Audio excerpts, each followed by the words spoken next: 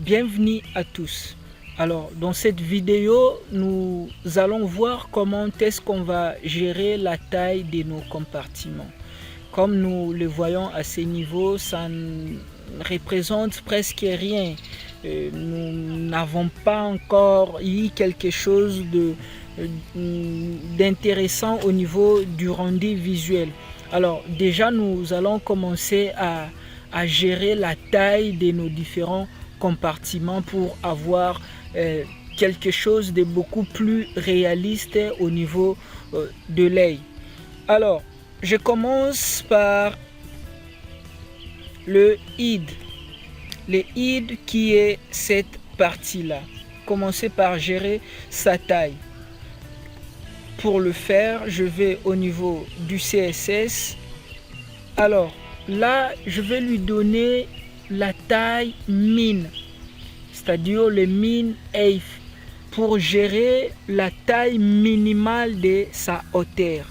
Là, on voit qu'il n'occupe pas assez de place, mais nous savons très bien que la partie id, ça dépend, ça peut prendre quand même un volume considérable.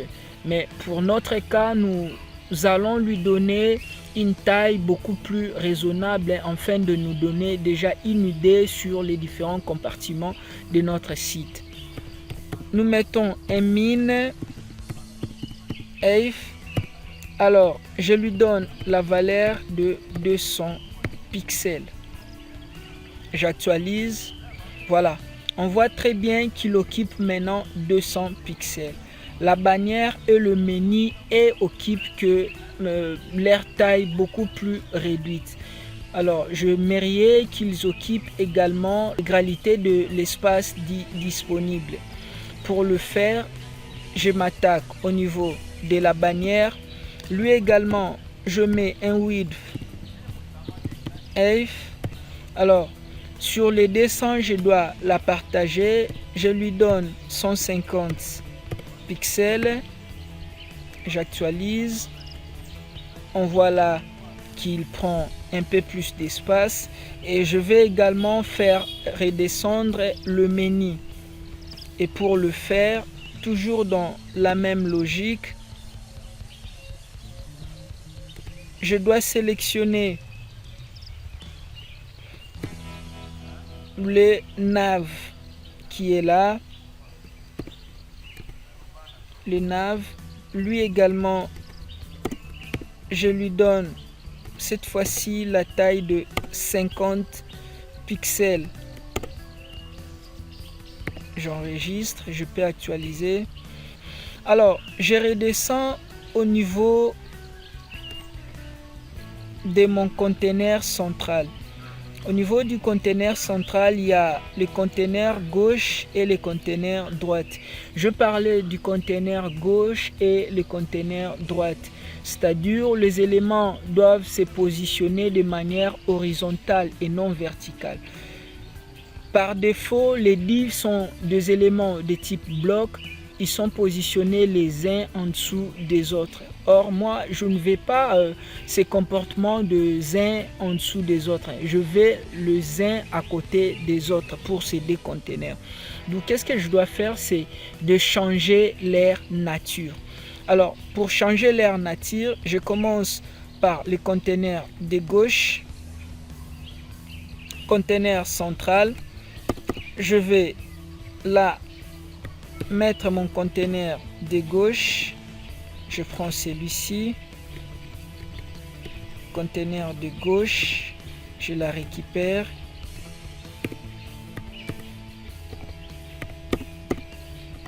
Je fais là un border. Toujours, je vais mettre la bordure pour me permettre de voir un peu plus clair. Et je fais un width. Alors, je vais lui donner le width en pourcentage. Je lui donne 60%. 60%. J'actualise. Voilà ce qu'il donne. On voit très bien qu'il occupe actuellement moins de place. Alors, je vais également au niveau de mon conteneur gauche, celui-ci. Je vais également que lui puisse occuper moins de place. Alors, je procède de la même manière. Je lui donne un border, toujours solide, des couleurs. Je prends une couleur aléatoire, le 509 et 1 pixel d'épaisseur. Je lui donne un width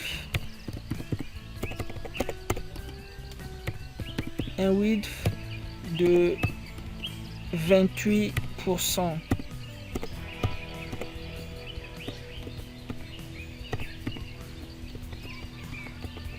De 28%. Et là, j'enregistre, je peux actualiser. On voit très bien qu'il occupe moins de place. En réalité, ils ne sont pas positionnés l'un à côté de l'autre. Pour le faire, je dois changer sa nature. Par défaut, le div est un élément de type bloc, d'où je dois changer leur nature. Je viens là, je fais display, je lui donne la valeur inline block. Je vais également au niveau des containers droite, je lui donne également display inline block et j'enregistre. Je viens, j'actualise. Mes éléments sont bel et bien positionnés l'un à côté de l'autre. Alors, je vais également jouer sur sa taille minimale. Au niveau du conteneur gauche, je rajoute la propriété min. Et je lui donne la valeur 350 pixels. Et je descends également au niveau de conteneur droite.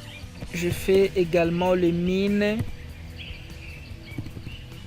et pour lui donner la taille minimale 350 pixels. J'enregistre et puis j'actualise. Voilà, mes éléments ont maintenant un peu plus de sens. Donc nous voyons la partie gauche et la partie droite. On voit clairement que l'espace est si grand de l'autre côté. Nous allons quand même augmenter un tout petit peu. Celui-ci, je le mets à 65. Celui-là, je le mets à 33. Et j'enregistre. Je peux actualiser. Voilà. Là, on a maintenant quelque chose qui nous semble de plus en plus intéressant. Je peux rajouter un tout petit peu de l'autre côté. Je le ramène à 34 et j'actualise. Voilà. Et il me reste la partie page. Donc les footers. Je descends. Lui, à son tour, je lui donne la valeur min F. Je lui donne 40 pixels. Là, j'enregistre.